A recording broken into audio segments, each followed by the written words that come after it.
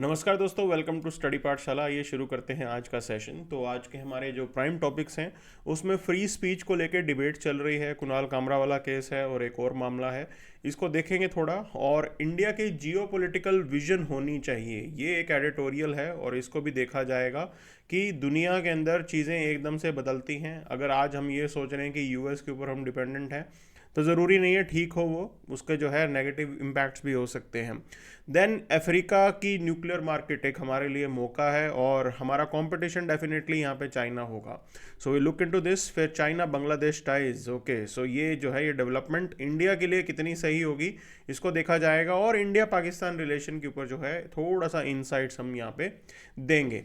सो आइए शुरू करते हैं इस सेशन को। तो फ्रंट पेज पे आप देखिए, यहाँ पे हाई कोर्ट ने कुणाल कामरा को लीगल प्रोटेक्शन दिया है, बट ये जो मामला चल रहा है ये फ्रीडम ऑफ स्पीच से रिलेटेड है। तो ये आप साथ वाली न्यूज़ अगर आप देखेंगे तो वो भी फ्रीडम ऑफ स्पीच से रिलेटेड ही है, ठीक है। सो इस चीज़ को समझना ज़रूरी है। अब देखो, पॉलिटिकल सटायर करना ये जो है हमारे लिए ठीक होना चाहिए, इसके अंदर कोई प्रॉब्लम नहीं है। It's just a fun element, ठीक। और यहाँ पे कुणाल कामरा ने डायरेक्टली किसी का नाम भी नहीं लिया शायद, तो he played very smartly. But अब देखते हैं कोर्ट में मामला चलेगा क्या जो है इसका इम्पैक्ट रहता है। अब मतलब इसके अंदर अगर हम एक और एस्पेक्ट्स को देखें, दैट इज़ क्रिएटिव लिबर्टी, ठीक है। तो ये जो क्रिएटिव लिबर्टी होती है ये थोड़ी तो हमें अपने आर्टिस्ट को देनी पड़ेगी, and he is that artist. तो ज़रूर ये प्रोटेक्शन होनी चाहिए आर्टिकल 19(1)(a) के अंदर।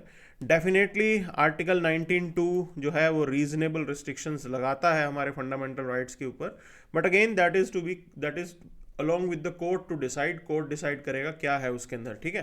तो ऑलरेडी ये मामला चला गया है। अब देखिए, freedom of speech is an integral part of our healthy and civilise society. अब ये सुप्रीम कोर्ट ने ऑब्जर्व किया है एक दूसरे मामले में। तो यहाँ पे ये मामला था, ये एमपी हैं, इन्होंने एक जो है पोएम बोली थी और जो कहा गया कि भी इस पोएम के थ्रू जो है कहीं ना कहीं सोशल हार्मनी को डिस्टर्ब करने की कोशिश की गई है। तो ऐसा कुछ भी नहीं था हालांकि उसमें। और यहाँ पे ये बात जो है सुप्रीम कोर्ट ने अब होल्ड की है कि फ्रीडम ऑफ स्पीच ये हमारी हेल्दी और सिविलाइज सोसाइटी का इंटीग्रल पार्ट है और क्रिटिकल पार्ट है। तो अब यहाँ पे अगर आप एक सवाल को देखेंगे, 2014 का ये सवाल है, ये कह रहे हैं कि freedom of speech and expression से आप क्या समझते हैं। और दूसरी चीज़ ये कह रहे हैं कि जो फिल्म्स हमारे यहाँ बनती हैं उसके एस्पेक्ट्स में freedom of speech and expression क्या होता है। तो अगेन ये आपको समझना पड़ेगा। देखो, ये क्रिएटिव लिबर्टी होती है, एंड नॉट जस्ट दैट, जो आपकी फिल्म्स है ना वो रिफ्लेक्शन ऑफ द सोसाइटी ही हैं। समाज में जो हो रहा है उसी को भी वो दर्शाती हैं। और इसीलिए जो है ये एस्पेक्ट ज़रूरी है पब्लिक के अंदर अवेयरनेस क्रिएट करने के लिए। तो इतनी लिबर्टी हमने जो है अपने आर्टिस्ट को देनी चाहिए, and it should be just seen as an entertainment. Entertainment का एक इम्पॉर्टेंट सोर्स है, ओके। सो पब्लिक जो है परेशान रहती है अपने काम से और बाकी जो है समस्याएं होती हैं, लेकिन अगर आप एक अच्छी सी मूवी देख लेते हैं तो आप थोड़ा ईज आउट फील करते हैं। तो उस हिसाब से जो ये क्रिएटिव लिबर्टी हम अपने फिल्म मेकर्स को देते हैं, दैट इज़ फाइन। और ये freedom of speech and expression में प्रोटेक्टेड होना चाहिए। अब देखो, यहाँ पे आपको एक और चीज़ मैं बताता हूँ, एक नया ट्रेंड हमारे यहाँ पे स्टार्ट हुआ है। अब ये देखो, ये freedom of speech and expression जो है ये आप सिर्फ जो है सरकार से क्लेम कर सकते हैं, जो पब्लिक एंटिटी हैं उनसे क्लेम कर सकते हैं, जो गवर्नमेंट है उनसे क्लेम कर सकते हैं, स्टेट से क्लेम कर सकते हैं। What about the private players? Private players जो है उनके अगेंस्ट से आप ये freedom of speech and expression claim नहीं कर सकते। अब इंडिया में ट्रेंड क्या देखने को मिला कि आपने कोई फिल्म बनाई, उसके बाद कोई कम्युनिटी के लोग जो है खड़े हो जाएंगे प्रोटेस्ट करने की, इन्होंने हमारी कम्युनिटी का मजाक बनाया है।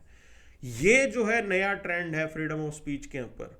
और ये जो है ये ट्रेंड जो है इसको मतलब गवर्नमेंट की रिस्पॉन्सिबिलिटी है कि उस सिंगल इंडिविजुअल के freedom of speech and expression को प्रोटेक्ट करना। सो this is the new trend, new form of attack on freedom of speech and expression जो यहाँ पे हमें देखना है। अब यहाँ पे आप एक सवाल देखिए कि भी who among the following drafted the resolution of fundamental rights for Karachi session. अब देखो, कराची सेशन की खासियत यह है कि it was presided over by Sardar Vallabh Bhai Patel. तो सरदार वल्लभ भाई पटेल ने जो है इस पर्टिकुलर सेशन को प्रिजाइड किया था। तो ये Karachi Congress session chaired by Sardar Vallabh Bhai Patel. अब ये फंडामेंटल राइट्स का जो रेजोल्यूशन ड्राफ्ट किया था वो पंडित जवाहरलाल नेहरू ने किया था, ठीक है। तो ये याद रखना है आपको। तो ये डेवलपमेंट है। Now moving forward to India के जियोपॉलिटिकल विजन होनी चाहिए, ऐसा इन्होंने कहा है। अब देखो इन्होंने कुछ चीज़ें बताई हैं कि आज की डेट में चल क्या रहा है। Russia has definitely thanked Modi for an effort to end the Ukraine conflict, ठीक है। और इंडिया के पास्ट एक्शंस बहुत रहे हैं हिस्टोरिकली। हमने जो है मालदीव्स के अंदर, बांग्लादेश के अंदर बहुत से ऐसे एरियाज़ रहे जहाँ पे इंडिया ने डायरेक्टली इंटरवीन भी किया, ठीक है। बांग्लादेश को हेल्प की थी यहाँ पे, और ये जो है मालदीव्स को हेल्प की थी हमने। अब यहाँ पे पॉइंट समझना है कि आज की डेट में इंडिया कहाँ स्टैंड कर रहा है। तो we are the fifth largest you can say economy in the world. तो अच्छी स्टैंडिंग है। आने वाले कुछ सालों में हम जो है जापान को भी टेक ओवर करने वाले हैं। So it will be there, okay. और जियो पोलिटिकली अगर आप देखें तो as we are going to play a very significant role, major role हम यहाँ पे प्ले करने वाले हैं, ठीक।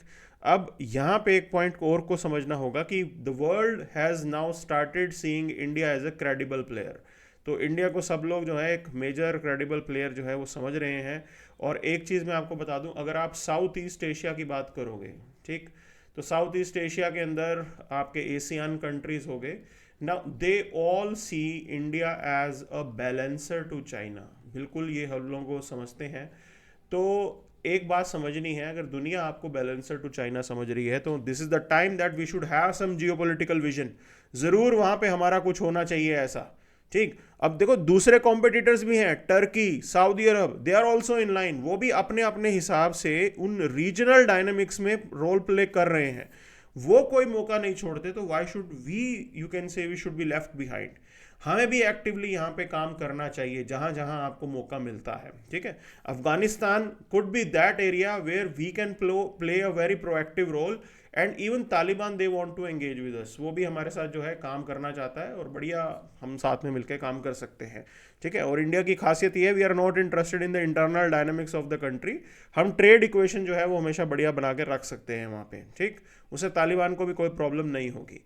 अब एक चीज़ है, आपको अपने बायलेटरल रिलेशंस के बियॉन्ड जाना पड़ेगा। आपको अपनी प्रेजेंस जो है वो बढ़ानी पड़ेगी। अब ये एक चीज़ हो सकती है कि हम RCEP के अंदर जा सकते हैं, रीजनल कॉम्प्रिहेंसिव यू कैन से economic partnership. Now India is out of it. India जो है इससे आउट है, हम इसका पार्ट नहीं बने थे। That is one point, okay. This is the time we can think about कि कैसे आप इसको दोबारा ज्वाइन कर सकते हो। हमारा एक मेजर कंसर्न था कि हमारे जो इंडस्ट्री है वो कॉम्पिटिटिव नहीं है। अब आप अपनी इंडस्ट्री को कॉम्पिटिटिव बनाइए और रिफॉर्म कीजिए, ट्रेड जो है उसको बढ़ाइए। तो that could be one point. हमें अपनी प्रेजेंस बढ़ानी है वहाँ पे। तो यूएस अगर पीछे हट रहा है ग्लोबल पोजीशनिंग से, तो उतने में ही उस वैक्यूम को चाइना ऑक्यूपाई कर लेगा। Now if you want to stop that, India should be proactive. ये हमें यहाँ पे दिखाना होगा, ठीक। So this is something that is pointed out here. और एक और पॉइंट समझना है कि ये एक और चीज में जरूरी क्यों है। देखो आज की डेट में अगर हम यूएस के ऊपर डिपेंडेंट रहे तो नुकसान हमारा हो सकता है। यूएस ने कैसे तालिबान के साथ डील की एंड यूएस मूव्ड आउट, ठीक। इसके अंदर इंडिया का नुकसान हुआ। ये जो है इंडियन इंटरेस्ट को हर्ट कर रहा था। दे इंडियन इंटरेस्ट वर अंडरमाइंड, बिल्कुल ऐसा हुआ, ठीक है। उन्होंने बिल्कुल भी परवाह नहीं की। मैं आपको इसलिए ये बता रहा हूँ कि कल को फ्यूचर में यूएस जो है चाइना के साथ अगर कोई डील कर ले, तो if they have a future deal, आज तो यूएस बोल रहा है कि भाई इंडिया को एज अ कॉम्पिटिटर बनाया जाए चाइना को कंट्रोल करने के लिए, but if they have a deal that can again hurt Indian interest, उसके अंदर फिर इंडियन इंटरेस्ट जो है हर्ट हो सकते हैं। तो ये एक ज़रूरी चीज़ है। मतलब हम किसी और के ऊपर डिपेंडेंट ना रहें। We should have our own capability, और जियोपॉलिटिकली भी वो कैपेबिलिटी दिखनी चाहिए। That is something which is must for us, clear. वो चीज़ हमारे लिए ज़रूरी है। अब जरा एक सवाल को देखिए आप, ये 2019 का सवाल है। इन्होंने कहा कि India signed a deal known as action plan for prioritisation and implementation of cooperation area in nuclear field.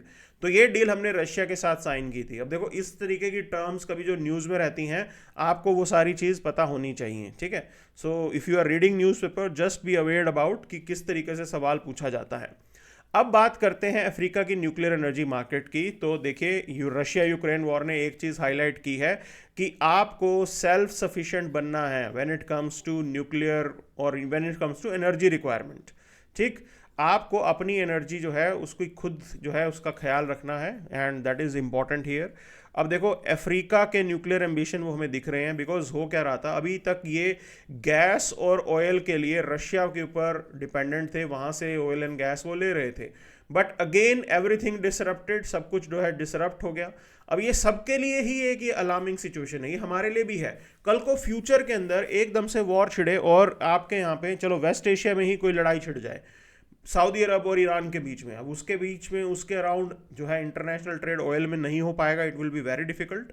तो आपके लिए तो एनर्जी क्राइसिस होगा ये, तो उसके लिए ये अल्टरनेटिव हमें भी यहाँ पे एक्सप्लोर करने पड़ेंगे। तब ये अफ्रीका की मार्केट के बारे में बता रहे हैं। तो right now what is the situation, only South Africa, उनके पास ही सिर्फ एक जो है न्यूक्लियर प्लांट है, and countries like Ghana, Nigeria, Sudan, Rwanda, Kenya, Zambia, they have a plan to develop the energy market. Okay, कि न्यूक्लियर एनर्जी जो है वो वहाँ पे एक मार्केट डेवलप करना चाहते हैं, and idea is this by 2035 15,000 megawatt जो है वो वहाँ पे न्यूक्लियर एनर्जी जनरेट करेंगे with the investment of 105 billion. तो ये अपॉर्चुनिटी तो अच्छी है। अब इंडिया जो है इसको लेके थोड़ा हम प्रोएक्टिव हो सकते हैं, and we can grab that, ठीक है। तो ये चीज़ हम सोच सकते हैं। अब आज की डेट में अगर आप देखोगे तो फ्रांस हिस्टोरिकली डोमिनेट कर रहा था अफ्रीका की न्यूक्लियर मार्केट को, बट अपना इन्फ्लुएंस जो वो लूज आउट कर रहा है। US organise this US Africa nuclear energy summit. Okay, अब यहाँ पे यूएस की पॉलिसीज के ऊपर डिपेंड करेगा कि फ्यूचर में इन्वॉल्वमेंट कैसा रहता है। Russia agreement with countries like Egypt, Mali, Burkina Faso, okay, slow progress है, कुछ खास नहीं हो रही। South Korea interested in expanding its presence, और China leading the market and state owned company. तो चाइना तो प्रोएक्टिव है, वो तो नाइजीरिया, युगांडा इनके साथ मिलकर काम कर रहा है। अब देखो एक चीज़ है, अब यहाँ पे अगर हम न्यूक्लियर एनर्जी में इंडिया का रोल लेके आना चाहते हैं, आप चाहते हो कि हमें भी इस मार्केट को टैप करना है, तो वो काम आप कर सकते हैं। ऑलरेडी हम जापान के साथ मिलके चला रहे हैं, that is Asia Africa growth corridor. Clear?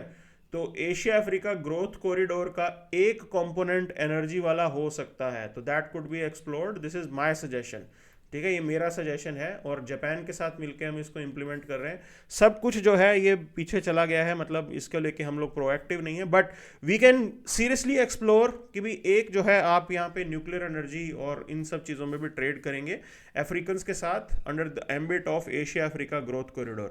That is one possibility, और इतने सारे कॉम्पिटिशन को हम लोग जो है वो डील भी कर सकते हैं। सो this is one point here. अब देखो हम लोग ऑलरेडी स्कॉलरशिप प्रोग्राम यहाँ पे चला रहे हैं, अफ्रीकन स्टूडेंट्स न्यूक्लियर एनर्जी में यहाँ पे पढ़ के जा रहे हैं, कोई प्रॉब्लम नहीं है यहाँ पे।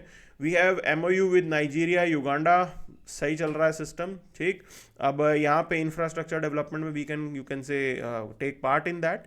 और इंडिया की nuclear generation capacity is 8,180 megawatt, अभी तक ये इतनी है, and there is this aim to generate 100 gigawatt by 2047। Okay, so उसके लिए हमें अफ्रीकन यूरेनियम की ज़रूरत पड़ सकती है। सो अगेन हम भी साथ में मिलकर काम कर सकते हैं। अब देखो यूरेनियम दो और टेक्नोलॉजी लो, that could be one idea जो हम यहाँ पे एक्सप्लोर कर सकते हैं, but we have a competition with China and they are going to be there. So बिल्कुल इस चीज़ को बहुत अच्छे से डील करना होगा। नाउ मूविंग टू नेक्स्ट, तो एक ये न्यूज़ आर्टिकल है, एस जयशंकर जी से सवाल किए गए, उन्होंने जवाब दिया। तो पाकिस्तान के ऊपर जो है सवाल को लेके उन्होंने बहुत अच्छा एक जवाब दिया। उन्होंने कहा कि इंदिरा गांधी भी पाकिस्तान का माइंडसेट चेंज नहीं कर सकी है। तो आज की डेट में पाकिस्तान की प्रॉब्लम क्या है, पाकिस्तान के अंदर डिफरेंट डोमिनेटिंग यूनिट्स हैं। एक है पाकिस्तानी आर्मी, दूसरा है रेडिकल एलिमेंट्स, ठीक, और रेडिकल एलिमेंट्स या आप बोल सकते हो कि इंसर्जेंट ऑर्गेनाइजेशंस, या आप बोल सकते हो नॉन स्टेट एक्टर्स, और तीसरी है पाकिस्तान की सरकार, पाकिस्तानी गवर्नमेंट, ठीक। तो पाकिस्तानी गवर्नमेंट वो जो है किसके इशारों पे काम करती है, पाकिस्तानी आर्मी के इशारों पे काम करती है। And specifically when it comes to foreign policy, India के साथ जो फॉरेन रिलेशन है उस इक्वेशन के अंदर तो dictation will come from Pakistani army. तो दैट इज क्लियर, वो बिल्कुल क्लियर है। तो ऐसी सिचुएशन के अंदर पाकिस्तान का माइंडसेट चेंज करना it won't be easy, okay. और पाकिस्तानी आर्मी को जब भी ये लगता है कि उनका डोमिनेंस खतरे में पड़ रहा है, they will again create some mess with India, ताकि जो है पब्लिक, पाकिस्तान की पब्लिक पाकिस्तानी आर्मी को विश्वास करना शुरू कर दे। This is how they operate, this is the country that is there. अब ऐसी कॉम्प्लेक्स इक्वेशन वाले कंट्री के साथ आप जो है आराम से नॉर्मलाइज इक्वेशन नहीं रख सकते हो, ये हमारे लिए चैलेंजिंग होगा। अब यहाँ पे हमने कोशिश बहुत की, हमने बनाया सार्क, ठीक है। अब सार्क के अंदर पाकिस्तान मेंबर था and Pakistan use to create trouble, हमेशा जो है अलग अलग मुद्दों को लेके कश्मीर के ऊपर इनकी नज़र रहती थी, जम्मू एंड कश्मीर के ऊपर। एंड देन आर्टिकल 370 हमने एब्रोगेट किया, ये इनको पसंद नहीं आया। तो इन सब मुद्दों पे जो है पाकिस्तान की हमेशा जो है कोशिश रही है और किसी भी डिसीजन को इन्होंने ढंग से इम्प्लीमेंट नहीं होने दिया, और इसी के लिए आप बोल सकते हो सार्क जो है वो फेलियर की तरफ गया है। बिल्कुल, India is not interested in SAARC any more. क्यों? हम फोकस कर रहे हैं बिम्स्टेक के ऊपर। तो this is the other area जिनके साथ हम काम कर रहे हैं। तो नेपाल, भूटान, बांग्लादेश, म्यांमार, थाईलैंड। अब यहाँ पे सिचुएशन देखो कैसी है। म्यांमार के अंदर there is military Koo that had happened, okay, तो सरकार बदल गई, मिलिट्री कू हो गई। बांग्लादेश के अंदर पॉलिटिकल इंस्टेबिलिटी है, we don't know how things will be, और एक तरीके से जो present interim government it is not pro India.